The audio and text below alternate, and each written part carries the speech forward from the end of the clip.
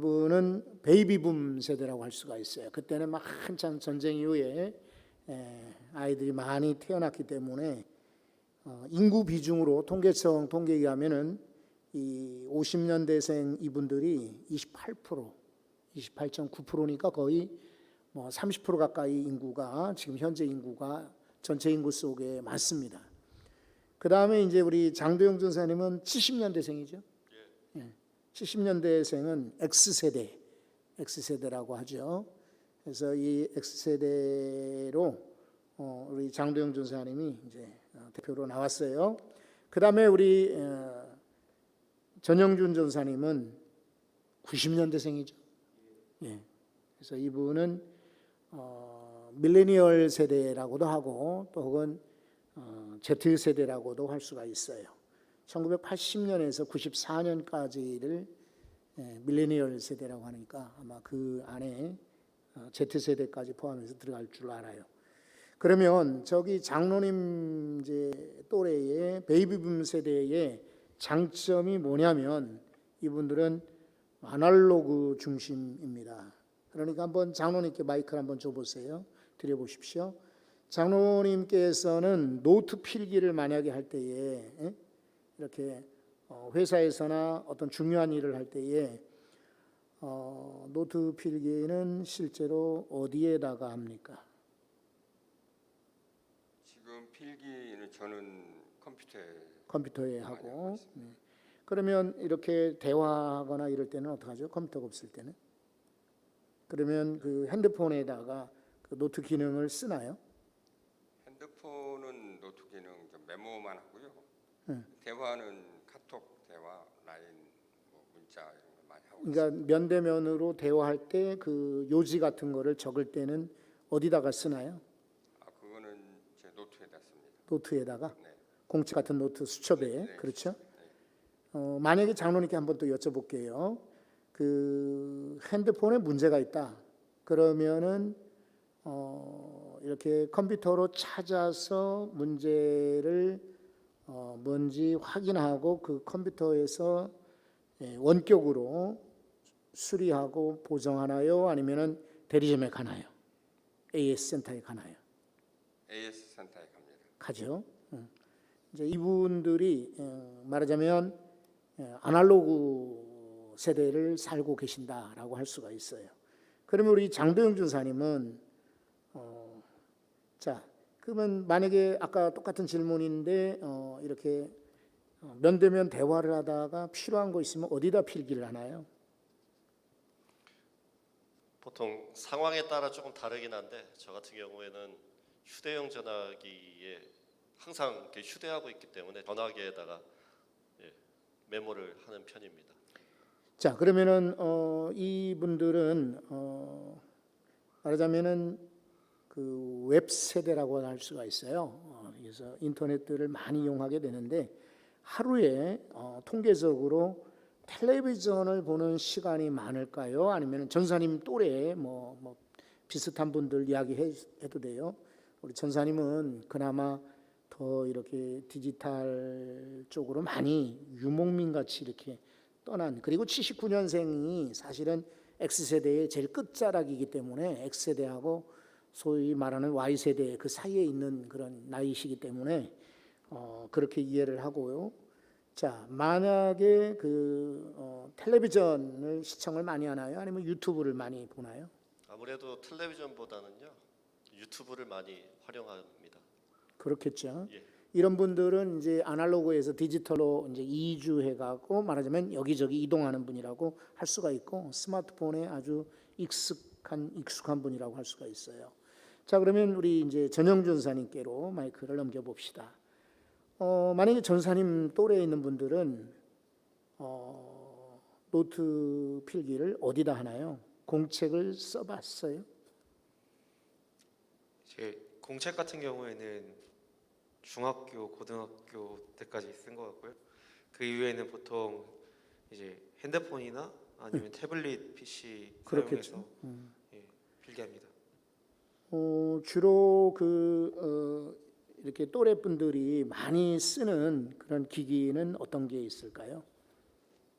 보통 이제 아이패드나 아니면은 갤럭시 패드 혹은 노트북 정도 있습니다. 제가 한번 잘 몰라서 여쭤보는 건데 텔레비전 보는 시간도 있고 유튜브 보는 시간이 있는데 그 외에 다른 그런 영상 미디어 매체는 어떤 걸 쓰나요? 이제 대부분 그냥 핸드폰으로 유튜브 영상 시청을 하거나 아니면은 이제 핸드폰과 텔레비전을 연결을 해서 조금 더 화면을 크게 보는 그런 형식이 좀 있습니다. 갑자기 모셔서 죄송한데 장로님께 마이크를 넘겨서 한번 여쭤볼게요. 장로님, 그 인싸라는 말을 아시죠? 들어보셨죠? 네. 인싸가 무슨 축어입니까? 인스타그램이 또 마이크 대고 얘기해. 저한테 대답할 게 아니라 이제 청중을 향해서 인싸. 뭐 인스타그램인가? 요즘 뭐 인스타그램하고 인싸하고는 달라요. 그렇습니까? 네. 그러면 그 장도영 전사님께 한번 물어봐요. 인싸 어떤 뜻인가요? 저도 그냥 그 사람들이 많이 이렇게 사용하는 단어라는 건 알고 있는데 뭐의 합성어인지 잘 모르겠습니다. 저도. 그러면 이제 우리 전영 전사님이 대답을 해주십시오. 예, 인싸의 뜻은 이제 보통 또래 집단 모임에서 조금 센스가 있고 그 다음에 좀 이렇게 인기가 많은 보통 사람들 인싸라고 많이 합니다. 튀는 사람들, 유행 인플루언서 같은 이들 말하죠. 장로님께 한번 여쭤볼게요. 병맛이다. 병맛 무슨 뜻인가요? 어떤 사람이 이야기하는 걸 보고 병맛이다. 잘 모르겠습니다. 그러면은 이제 의사소통을 위해서 전도사님께로 맛없다. 그냥 맛없다. 그러면 이제 전영 전사님이 예, 그 굉장히 부정적인 언어인데요. 음. 이제 그 사람의 말에 좀 과격한 부정적인 말을 그냥 병맛이다라고 그냥 표현하는 것 같습니다. 그래요. 우리 장로님께로 장로님 혹시 그 쉴드 친다 이런 말 들어보셨죠? 조국 그 장관에 대해서 이렇게 저렇게 막 변호할 때 쉴드 친다 무슨 뜻인가요? 모르겠습니다. 그러면 이제 전사님이 답을 해주십시오. 쉴드 친다가 이 저기 그 방패 이렇게 막아주는 거 어떤 그런 거 내용 같습니다. 그래요, 맞아요. 레어템은 뭐예요? 레어템. 레어템. 아주 인기 있는 그 아이템. 물어봐야 돼요? 네, 레어템은 그냥 좀 희귀성을 좀 띠는 단어입니다. 그래서 희귀하다를 좀 약간 레어템이라고 많이 사용합니다. 맞아요. 네. 이렇게 세 분을 통해서 세대 간의 의사소통이 어떠한지를 잠깐 우리가 살펴봤어요. 이제 이분들 내려가셔도 되는데 박수 한번 해주십시오. 예.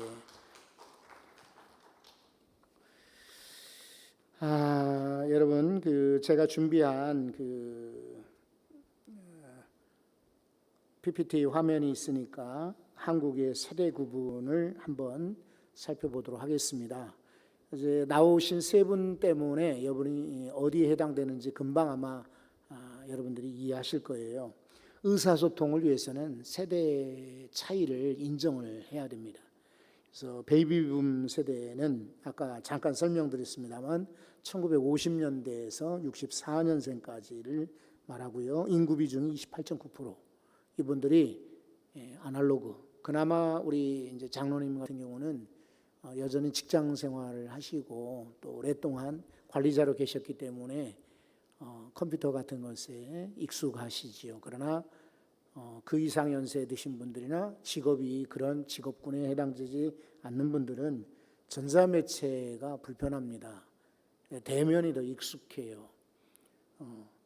그 다음에 이제 그 우리 장도영 전사님 세대를 X세대라고 합니다. 1965년부터 79년까지 24.5%가 인구 비중으로 되어 있습니다. 디지털 이주민, 그러니까 아날로그에서 디지털로 들어간 사람이라고 할 수가 있습니다. 이런 분들은 TV를 보면서 어려서부터 자랐고 이메일 같은 거 활발하게 사용하고 대중문화에 관심이 많고 또 물질주의 또 경쟁사회에 관심이 많습니다. 이분들은 인터넷을 어려서부터 많이 이렇게 사용했죠. 그 다음에 이제 전영준 사님 같은 경우는 밀레니얼 세대라고 할 수가 있고요. 1980년에서 94년까지입니다. 끝자락에 있기 때문에 아마 Z세대의 특성도 일부 있으리라고 생각되는데 인구 비중으로는 21%가 되고요. 디지털 유목민, 기계가 여러 가지 나올 때에 여기저기 옮겨가는 것을 말합니다. 아까 말씀 여러분 들으셨잖아요. 스마트폰이나 태블릿 PC 같은 거 이런 전자기기로 많이 이동하고 이런 분들은 세계화를 경험을 했기 때문에 이 다른 나라 이방인 외국인에 대해서 어색함이 없습니다. 그 다음에 이제 Z세대들이 있는데 1995년 이후에 출생한 자녀들을 말합니다. 인구 비중으로는 15.9%. 이 사람들은 아주 태어날 때부터 디지털 네이티브라고 할 수가 있어요. 그러니까 디지털 속에서 자라난, 그러니까 아이들 보면은 조그마한 핸드폰 보면서 애들이 크고 있지 않습니까? 그래서 웨어러블이라고 그래가지고 몸에 입는 기기들을 익숙하게 쓰고 영상 통화를 아주 익숙하게 쓰는 이런 사람들입니다. 그렇다면 우리 성도들은 주로 우리 전도사님 또래의 젊은 자녀분들과 청년들을 많이 상대를 하고요. 그리고 여러분들이 은행을 보러 가시지 않습니까? 그런 분들이 밀레니얼 세대예요. 전영준 사님 또래 있는 분들이 다 창구에 앉아 있어요. 또 동사무소 주민센터 가도 저분 또래 분들이 30살 우아래 20 후반에서 30 중반까지 세대들이 거의 일선 창구에 있어요. 여러분들이 소방대원을 만나거나 아니면 경찰관을 만날 때에도 이런 밀레니얼 세대들을 만나요. 그리고 여러분들이 많이 이렇게 매장에 가시지 않습니까? 그러면 안타깝게도 아르바이트 일하는 분들이 바로 이런 밀레니얼 세대들입니다. 그러다 보니까 어른들하고 이 세대가 교회 안에서도 그렇고 사회에서도 그렇고 가정에서도 그렇고 의사소통이 잘 안 될 경우가 많아요. 그래서 이분들의 특성을 이해를 해야 의사소통이 잘 된다는 것이죠.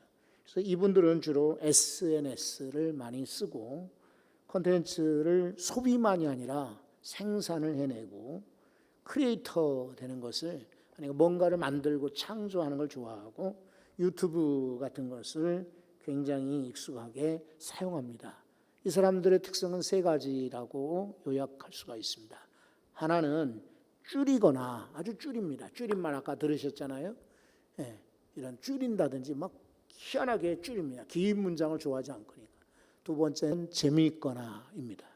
이분들 특성이 재미가 없으면 그만 돌아가 버려요. 그러니까 설교도 대화도 그리고 텔레비전 프로그램도 책도 재미가 없으면 그냥 줄이거나 재미있거나 아니면은 정직하거나 솔직한 것을 좋아하죠. 그러니까 교회에서 우리 과거의 어른들은 이런 거는 뭐 알 필요가 없고 이러는데 이분들은 왜 알 필요가 없을까? 그런 것까지 다 이렇게 알려주면 오히려 더 좋을 터인데 이런 생각들을 가지고 있어요.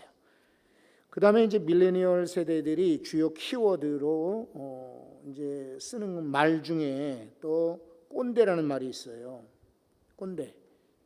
옛날에는 어른들, 그 다음에 학교 다닐 때 선생님들을 꼰대 이렇게 비어로 속어로 불렀는데 지금은 자기하고 뜻이 안 맞는 이런 사람들을 꼰대라고 부릅니다.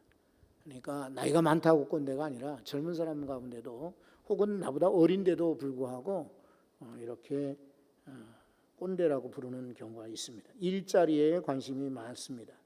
정말 이게 내게 재밌을까? 나는 이 일에 뭔가 내 생각이나 내 뜻을 펼칠 수 있을까? 그러니까 어느 회사에 들어가도 금방 나와요.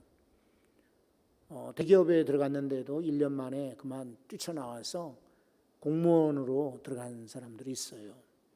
지금 우리나라는 공무원 그 공시족이라고 부르는 공무원 시험족이 꽤 많죠. 그래서 젊은이 20세대 밀레니얼 세대 가운데 약 40%는 현재 공무원 시험을 준비하거나 아니면 공무원 시험 보려고 하는 사람들이라고 해요. 1년에 2016년도 통계로 1년에 이 공무원 시험 보는 사람들 때문에 소비되는 돈이 우리나라에 약 15조 정도 된다고 합니다. 15조가 1년에 15조가 한꺼번에 없어지는 거예요.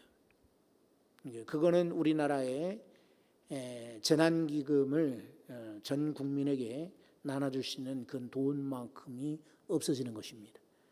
공무원 그 시험 열풍이 광풍이라고 하지 않습니까? 왜 그래요?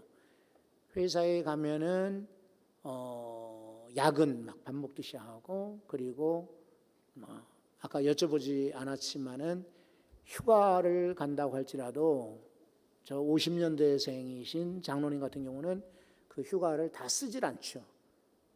그리고 여름에 남들이 휴가 쉴 때 쓰려고 하는데 이제 장도영 전사님 또래에 있는 분들은 눈치를 봐서 적당히 쓰죠. 그러나 이제 전영 전사님 같은 또래들, 밀레니얼 세대들은 눈치 안 보고 그냥 왜? 그러니까 직장에 가서 직장 상사나 사수가 10분 전에 와라, 30분 전에 와라 이해가 안 되죠. 30분 전에 왔다고 월급을 더 주느냐, 특근 수당을 주느냐, 뭐 늦게 간다고 야근 수당을 주느냐, 이런 사람들은 철저하게 자기 생활에 합당하면 일도 하고 그렇지 않으면 거부하는 그런 특성이 있기 때문에 그렇죠. 그 다음에 이 사람들은 트렌드를 좋아하고 골목 개성 있는 핫플레이스를 좋아하죠. 여행을 가는데 여행이야 누구든 좋아하지만은 이거 SNS에 올릴 수가 있을까? 이런 곳을 찾게 되죠. 정보를 이렇게 현장에서 그냥 확인을 하고 할인이 되지 않는 것은 잘 안 사려고 합니다. 그러니까 우리는 보통 극장에 가서도 제 돈 내고 식당 가서도 제 돈 내고 커피숍 가서도 현금으로, 그러나 이런 사람들은 현금을 쓰는 경우가 거의 드물지요. 할인을 갖가지 할인을 받으려고 하죠. 그리고 현장에서 확인한 것을 집에 가서 온라인으로 구입하는 경우도 많고. 자, 또 이 사람들의 주요 키워드가 저성장이었어요. 그러니까 금융위기를 겪으면서부터 계속 일자리가 나빠지고 소득이 적어지는 것이죠. 그 다음에 불평등 사회고 양극화 사회라는 말입니다. 그래서 이 사람들이 촛불 집회에 어마어마하게 몰려나갔습니다. 스타트업, 새로이 뭔가를 창업하는 것을 좋아하고 공유 경제 같은 것을 좋아하는 사람들입니다. 소위 말하는 가심비요. 가성비는 알겠는데 가심비는 뭐냐?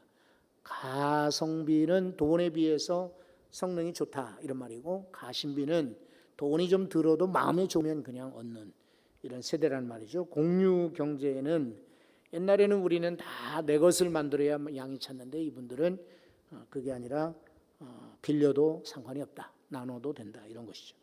그러면 세대 갈등의 요인은 뭐냐? 왜 어른들하고 이 젊은 세대가 의사소통이 안 되느냐? 첫째는 정체성의 위기, 두 번째는 상관성. 이게 나랑 상관이 있느냐 없느냐 이걸 따지는 거예요. 어른들은 상관이 있다라고 여기는데 젊은 사람들은 상관이 없는 거예요. 어른들은 에어컨을 좀 줄이라 그러는데 젊은 사람들은 왜? 이렇게 되는 거예요. 그러니까 상관성의 위기가 오고 소통의 위기가 옵니다. 그러면 이분들과 소통하기 위해서는 마지막으로 밀레니얼과 소통하기입니다. 탈권위적이어야 된다. 내가 어른이니까, 윗사람이니까, 상사니까, 내가 담임 목사니까 이래서는 안 된다는 거죠. 동화되어야 된다. 아픔이 뭐냐? 문제가 뭐냐? 감성 문화여야 된다. 그래서 돈이 문제가 아니라 마음이 움직이는 대로 유연하고 가벼워야 된다. 또 다름을 인정하고 소위 퓨전 같은 것도 인정해야 된다. 그러면 오늘 성경을 읽었습니다만 느부갓네살을 기성세대라고 보고요, 다니엘을 밀레니얼 세대라고 우리가 이렇게 가정을 하고, 느부갓네살 왕의 소통에 장점이 있고 단점이 있거든요. 그 중에 장점이 뭐냐?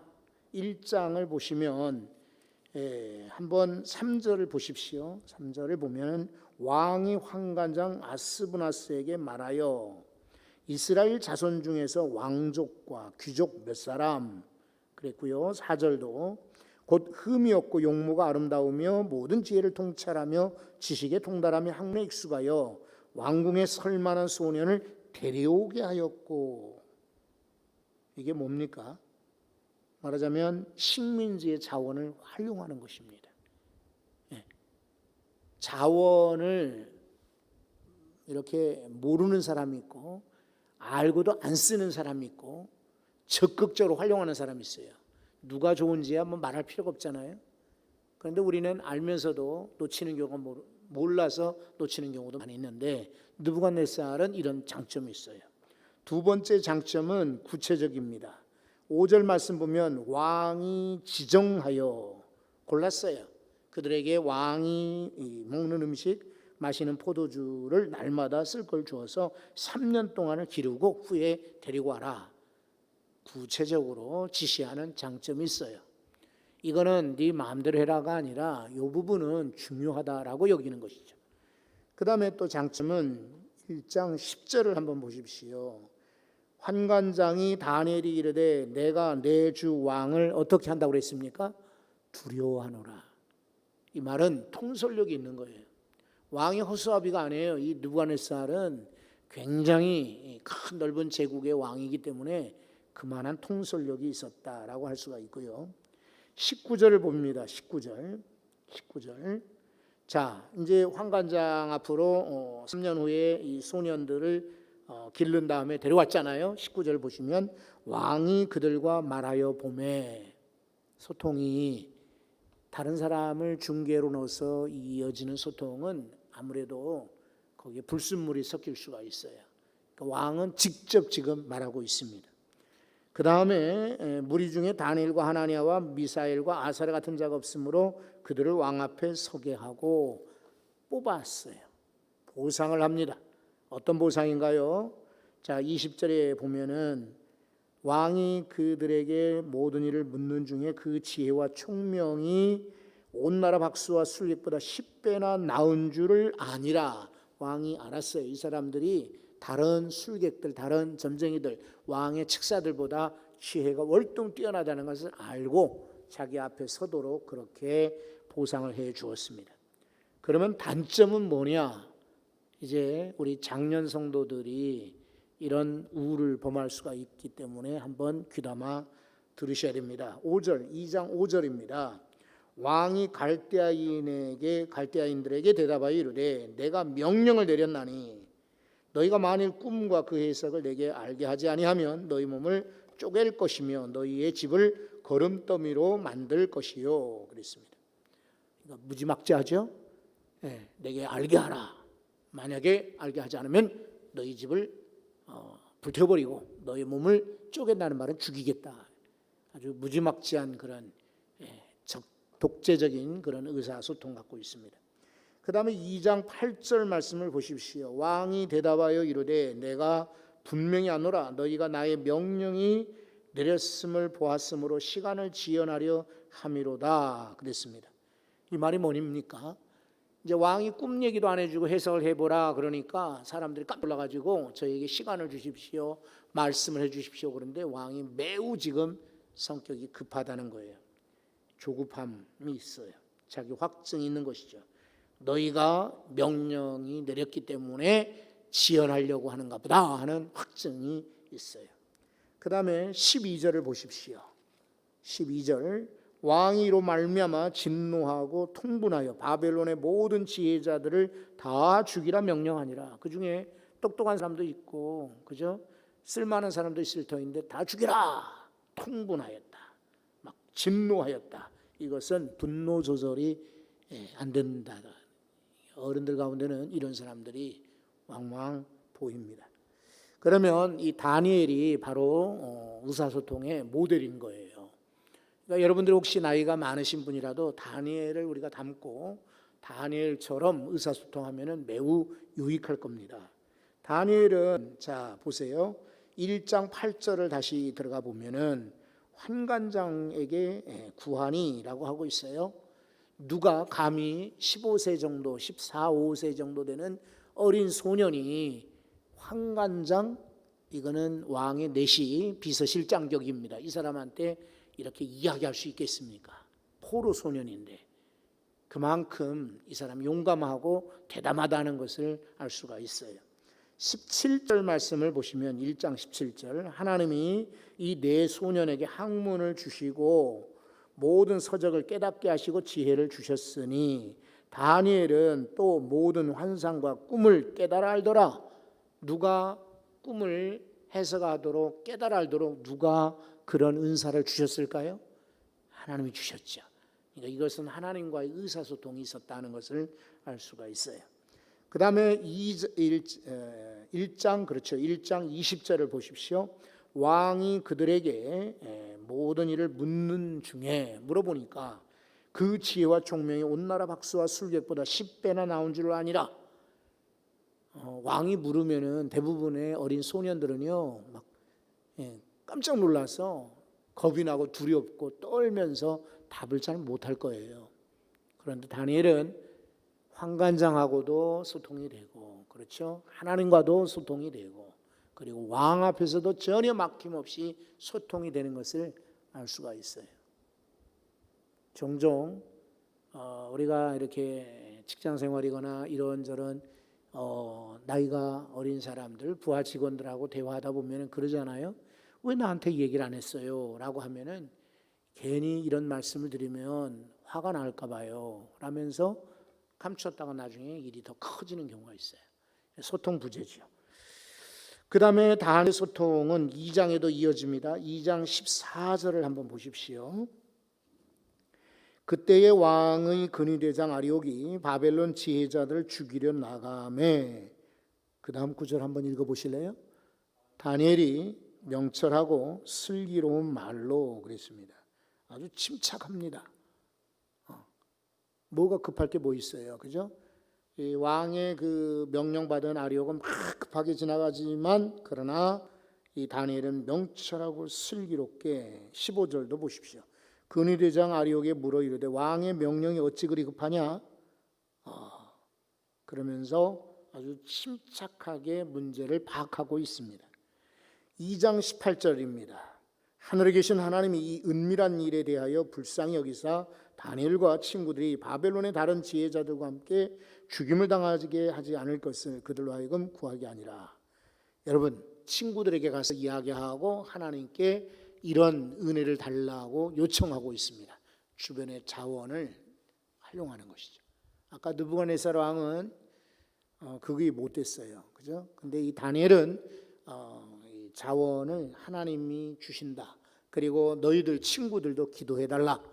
적극적으로 지금 활용하고 있습니다. 2장 24절을 보겠습니다.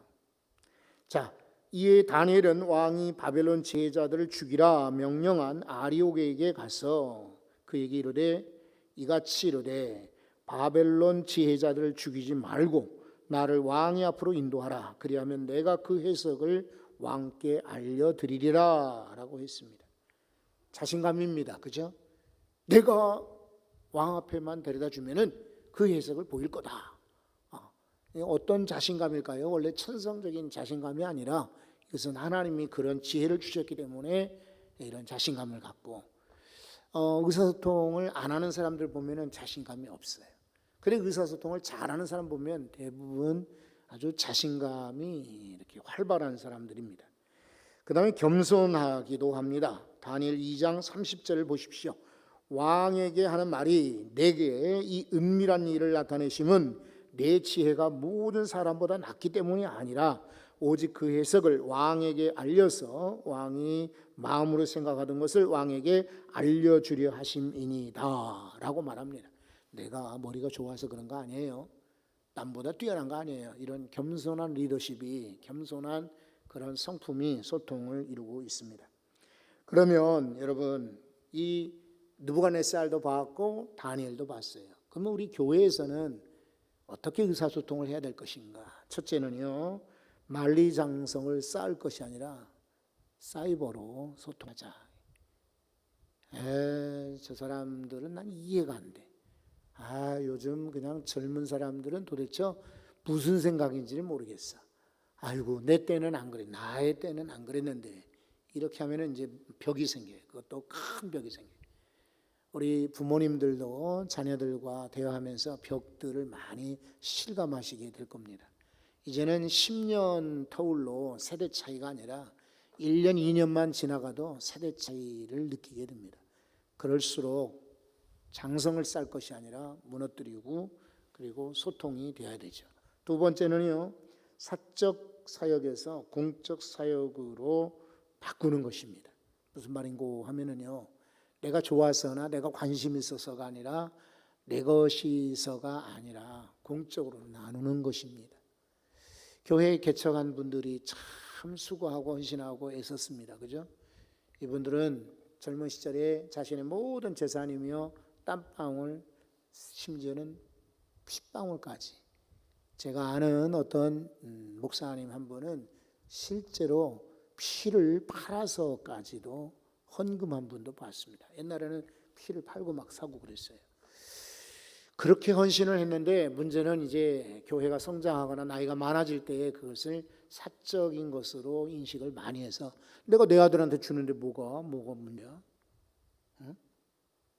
교회 마음에 안 들면 나가지. 이런 게 이제 대화가 안 되고 그래서 점점 젊은이들이 떠나는 것입니다.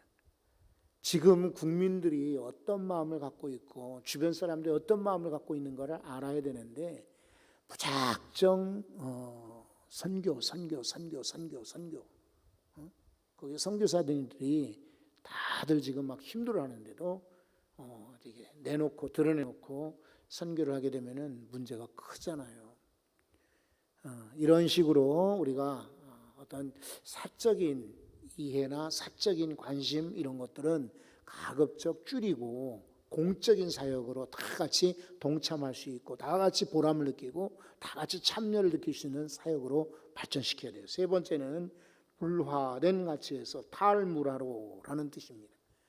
물화는 무엇입니까? 예전에 기도원만 가면은 이제 같은 방을 쓰는 목회자들이 저한테 물어봐요. 성도는 몇 명이나 돼요? 교회는 몇 명이나 돼요? 얼마 전에 우리 세미나 왔을 때도 어떤 목사님이 저한테 그렇게 물었어요. 여기는 모두 몇 평이나 돼요? 이 건축하는 데는 돈이 얼마나 들었어요? 물론 이제 목회자들의 마음이 건축이나 성도, 부흥 뭐 이런 데 관심이 있으니까 그렇겠지만은 젊은 사람들의 경우는 그게 이해가 안 돼요. 물화의 가치에서 탈물화로 바뀌어야 돼. 그래야 의사소통이 이어지는 거예요. 야, 엄마 아빠는 얼마나 고생해서 이 집을 마련했는데 누가 이 집 살라고 그랬어? 왜 빚지면서 집 사? 그냥 새 살고 말지. 대화가 안 되죠. 그러니까 이 부분도 한번 깊이 생각해 볼 부분이에요. 네 번째는요, 종교적 언어에서 소통과 공감의 언어로. 목사는 사실은 말하다 보면은 종교적으로 흐를 수밖에 없습니다. 교회 안에서 또 성도들과 함께 또 종교적 서적이나 또 성경 연구로 익숙하니까요. 그런데 가정에서는 자녀들과 종교적인 그런 언어로만은 소통이 안 됩니다. 여기 다니엘이 무슨 내가 하나님께 기도해보고 알려드리겠소 라든지 성경에 말씀하시기를 이랬소 라든지 성령께서 내게 알려주시더라고요 라는 말을 합니까? 다니엘은 자기가 하나님과 소통하고 그리고 친구들과 소통하고 유대인이지만은 유대 용어를 쓰거나 성경 용어를 쓰지 않습니다. 왕에게도 왕의 언어로, 환관장에는 환관장의 언어로, 아리옥 같은 그런 근위대장에게는 근위대장과 같은 언어로 사용하고 있습니다. 이것이 다니엘의 의사소통의 장점이에요. 여러분, 어떤 뭐 책에서 베끼거나 막 이렇게 저렇게 수집한 것이 아니라 오늘 성경을 들여다보면서 내가 느부갓네살처럼 살았구나 반성하게 됩니다. 혹시 여러분이 그런 마음이 있거든, 젊다고 해서 느부갓네살은 아니고 나는 다니엘이야라고 말할 수는 없습니다. 젊어도 민첩하지 못한 사람, 젊어도 소통하지 못하는 사람, 젊어도 자기만의 그런 고유 언어로 상대방이 듣든지 아니 듣든지 막 이야기하는 사람들이 많기 때문입니다. 우리는 오늘 다시 한번 느부갓네살에게서 바꾸어서 다니엘과 같은 의사소통자로 바뀔 수 있기를 바랍니다. 오후에 주제가 있는 오후 예배를 드리다 보니까 좀 더 새로운 이야기 하려고 이렇게 우리 성도들 모셨고 교육자분들 모셨는데 갑자기 모시게 되어서 미안해요. 그러나 유익한 시간이 되기를 소망합니다. 기도하겠습니다. 하나님, 주일날 오후 시간에 영상으로 하나님 말씀을 듣고 느부갓네살처럼 막힌 대화, 닫혀있는 대화, 그리고 또 소통 못하는 그런 어리석은 대화자 되지 않게 하시고 우리 자녀들과 청년 세대들과 젊은 교육자들과 그리고 우리 일터에서 만나는 많은 젊은 직원들과 우리 공무원들과 그리고 경찰관들이며 군인들이며 그리고 여기저기서 만나는 많은 일꾼들을 만날 때에 소통 잘 되는 권사님, 장로님, 목사님, 성도들 되도록 역사하여 주옵소서. 주께 모든 것 맡기옵고 감사드리며 예수님 이름으로 기도합니다. 아멘.